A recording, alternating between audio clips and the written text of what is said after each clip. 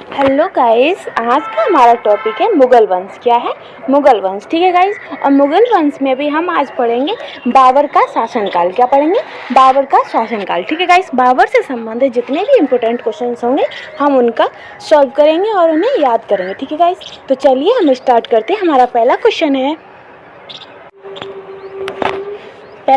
है बाबर को भारत पर आक्रमण करने के लिए आमंत्रित करने वालों में से एक आलम खान थे। यानी कि बाबर को जो भारत पर आक्रमण करने के लिए जिनने आमंत्रित किया था उनमें से एक आलम खान भी थे। तो हमें इनमें से ऑप्शनों में से देखना है कि आलम खान कौन थे। तो पहला है इब्राहिम लोदी के संबंधी थे। तो आलम खान कौन थे? इब्राहिम लोदी के संबंधी थे, ये बात सही है।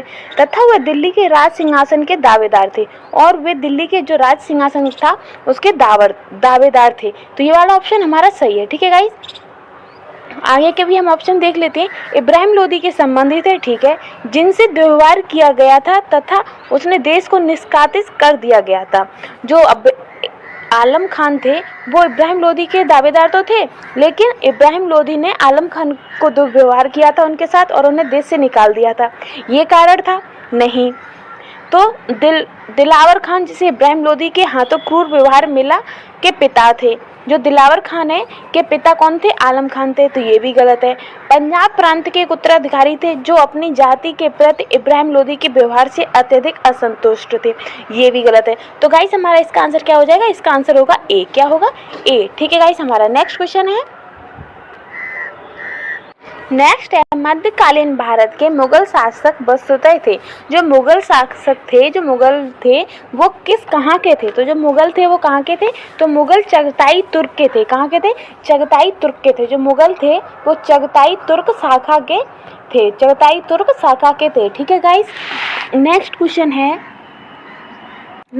इनमें से किसने बाबर को सर ए पुल के युद्ध में पराजित किया था? कौन सा युद्ध? सर ए पुल। तो किसने पराजित किया था? तो गाइस वो किया था सेवानी खान ने सर ए पुल में बाबर को पराजित किया था। अब आ जाता है कि सेवानी खान ने किससे पराजित किया था? तो बाबर को किया था। किस युद्ध में किया था? तो सर ए पुल में। अब आ जाता है कि सर ए पुल किन किन के बीच हुआ था? तो बाबर और सेवानी के बीच हुआ था। ठीक है गाइस, हमारा नेक्स्ट क्वेश्चन है। और गाइस ये युद्ध इन दोनों के बीच में 1501 में हुआ था। कब हुआ था? 1501 में बाबर और सेवानी के मध्य सरे पुल का युद्ध हुआ था। कब? 1501 में। ठीक है गाइस, हमारा नेक्स्ट क्वेश्चन है। नेक्स्ट है किस मुगल शासक ने भारत में ऑटोमैन युद्ध पद्धति को अपनाया था? तो किसने अपनाया था? तो वो अपनाया था बाबर ने। किसने? बाबर ने। अब आ जाता है कि बाबर ने कौन से युद्ध पद्धति को अपनाया था? तो वो अपनाया था ऑटोमैन। और ऑटोमैन पद्धति किसने अपनाई थी? तो बाबर ने अपनाई थी। किस युद्ध में? तो वो पानीपत के युद्ध में। किसमें? पानीपत के युद्ध में। और कौन से पानीपत के युद्ध में? तो प्रथम पानीपत के युद्ध में। और प्रथम पानीपत का युद्ध कब हुआ था? तो वो हुआ था 1526 में। कब हुआ था गाइस? 1526 में। तो ऑटोमैन युद्ध की पद्धति किसने अपनाई थी? बाबर ने। कब अपनाई थी? पानीपत के प्रथम युद्ध में। और पानीपत का प्रथम युद्ध कब हुआ था? तो वो हुआ था 1526 में। ठीक है गाइस, हमारा नेक्स्ट क्वेश्चन है। नेक्स्ट है पानीपत का प्रथम युद्ध किसके मध्य हुआ था? जो पानीपत का प्रथम युद्ध था वो किन किन के मध्य हुआ था? तो वो हुआ था गाइस बाबर और इब्राहिम लोदी के बीच। किसके बीच हुआ था? बाबर और इब्राहिम लोदी के बीच। और कब हुआ था? तो 1526 में। कब हुआ था? 1526 में। और बाबर ने इस युद्ध में कौन सी पद्धति अपनाई थी? तो ऑटोमैन। कौन सी? ऑटोमैन। ठीक है गाइस, हमारा नेक्स्ट क्वेश्चन है। नेक्स्ट है पानीपत के युद्ध में बाबर की जीत का मुख्य कारण क्या था? जो पानीपत का युद्ध था उसमें बाबर की जीत का मुख्य कारण क्या था? तो कारण था उसकी सैन्य कुशलता। क्या थी? उसकी जो सैन्य कुशलता थी वो काफ़ी अच्छी थी, इब्राहिम लोदी की सेना से काफ़ी अच्छी थी। अब आता है कि पानीपत का युद्ध किन किन के मध्य हुआ था? तो बाबर और इब्राहिम लोदी के मध्य हुआ था। कब हुआ था? तो 1526 में हुआ था। ठीक है गाइस, हमारा नेक्स्ट क्वेश्चन। बाबर की इब्राहिम लोदी पर विजय का कारण था, यानी कि जो बाबर की इब्राहिम लोदी पर विजय हुई थी उसका कारण क्या था? तो उसका कारण था कुशल सेना नायक। क्या था? कुशल सेना नायक। क्योंकि बाबर की जो सेना थी वो काफ़ी कुशल सेना थी। कैसी थी? कुशल सेना थी। इसीलिए वो ना इब्राहिम लोदी को हरा पाए थे। किस युद्ध में? पानीपत के प्रथम युद्ध में। किसमें? पानीपत के प्रथम युद्ध में। और पानीपत का प्रथम युद्ध कब हुआ था? तो वो हुआ था 1526 में। क्या हुआ था गाइस? 1526 में। ठीक है गाइस, हमारा नेक्स्ट क्वेश्चन है। नेक्स्ट है निम्नलिखित में से किस युद्ध में एक पक्ष द्वारा प्रथम बार तोपों का प्रयोग किया गया था? ऐसा कौन सा युद्ध था जिसमें पहली बार तोपों का यूज किया गया था? किनका? तोपों का यूज किया गया था। तो वो था पानीपत का प्रथम युद्ध। कौन सा था? पानीपत का प्रथम युद्ध। और पानीपत का प्रथम युद्ध कब हुआ था? तो वो हुआ था 1526 में। किन किन के बीच हुआ था? तो बाबर और इब्राहिम लोदी के बीच में। किस किस के बीच में? बाबर और इब्राहिम लोदी के बीच में। ठीक है गाइस, और नेक्स्ट क्वेश्चन है, पानीपत की पहली लड़ाई में बाबर ने किसको हराया था? जो पानीपत की पहली लड़ाई थी उसमें बाबर ने किसको हराया था? तो वो हराया था इब्राहिम लोदी को। किसको? इब्राहिम लोदी को। और बाबर की जो सैन्य कुशलता काफ़ी अच्छी थी, इसलिए उन्होंने इब्राहिम लोदी को हरा दिया था। और बाबर ने ही तोपों का सबसे पहले यूज किया था। क्या किया था? तोपों का सबसे पहले यूज किया था, जिसे ऑटोमैन बोला गया था। क्या बोला गया था? ऑटोमैन। जब बोलते हैं कि ऑटोमैन का यूज सबसे पहले किसने किया था, तो वो बाबर ने ही किया है। ठीक है गाइस,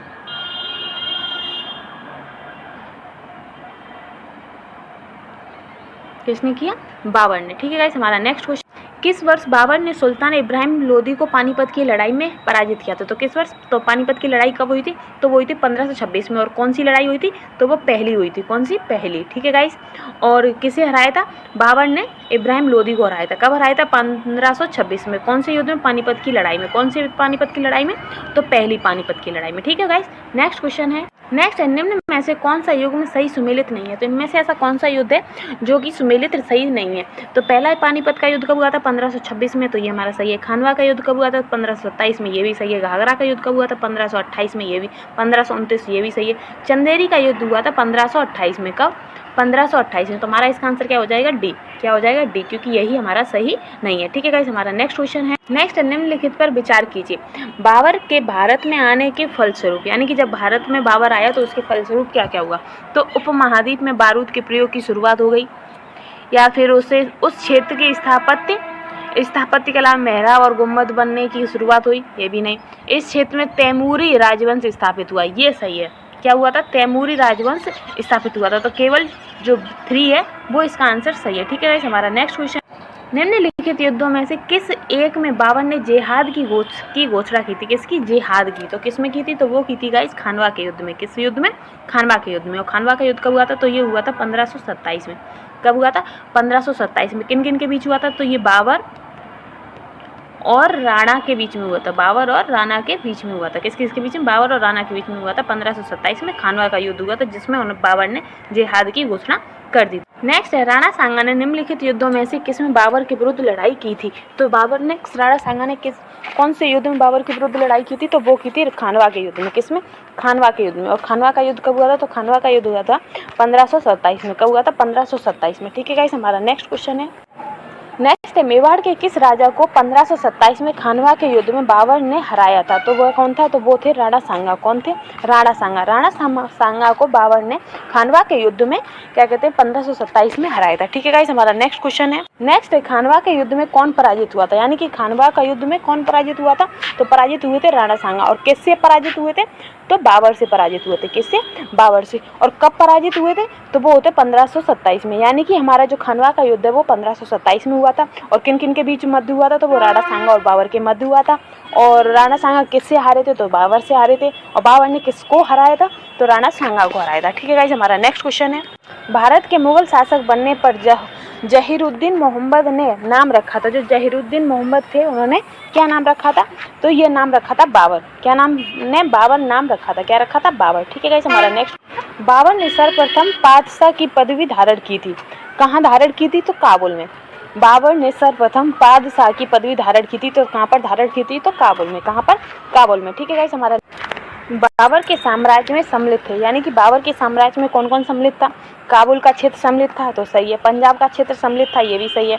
आधुनिक उत्तर प्रदेश का क्षेत्र सम्मिलित था, ये भी सही है। आधुनिक राजस्थान का क्षेत्र सम्मिलित नहीं था। तो इसका आंसर क्या हो जाएगा? 1 2 3। क्या हो जाएगा? 1 2 3। ठीक है गाइस, हमारा नेक्स्ट क्वेश्चन है, वह मुगल सम्राट जिसके जीवन से धैर्य व संकल्प से सफलता की शिक्षा मिलती है। वह सम्राट कौन है जिससे हमें धैर्य व संकल्प की शिक्षा मिलती है? तो वो कौन है? तो वो है जहीरुद्दीन मोहम्मद बाबर। यानी कि बाबर का नाम पूरा क्या था? अगर क्वेश्चन आया था कि बाबर का फुल नाम क्या है, तो वो है जहीरुद्दीन मोहम्मद बाबर। ठीक है गाइस, हमारा नेक्स्ट क्वेश्चन है, बाबर ने अपने बाबरनामा में किस हिंदू राज्य का उल्लेख किया है? जो बाबर हैं उन्होंने अपने बाबरनामा में किस राजवंश का, किस हिंदू राज्य का उल्लेख किया है? तो वो किया है मेवाड़ का। किसका किया था?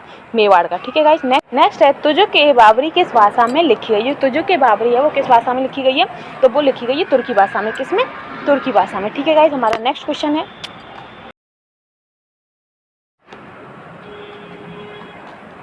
नेक्स्ट है,